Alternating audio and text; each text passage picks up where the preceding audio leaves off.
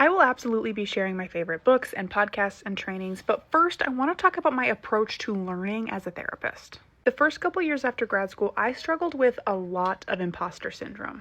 And my solution to this was to try and find the right training, the right book, the right podcast, the right approach that was finally going to make me feel confident in my approach to being a therapist. Now, shocker, there is no one approach to therapy. There is no one training. There is no one book that's going to make you feel perfectly confident as a therapist. And that's not to say that those resources aren't important or that we should stop learning about our craft. It just required a different approach to learning for me specifically. For me, rather than focusing on a very specific model, a very specific way of doing therapy, I have shifted my focus to absorbing and learning as much as I possibly can about psychology, about the human brain, about trauma, about all the topics that are impacting my work. I feel like approaching knowledge this way really empowers me to build collaborative relationships with my clients where I'm not approaching them from a one-size-fits-all model that may or may not vibe with them. But I'm also not flying by the seat of my pants and going with no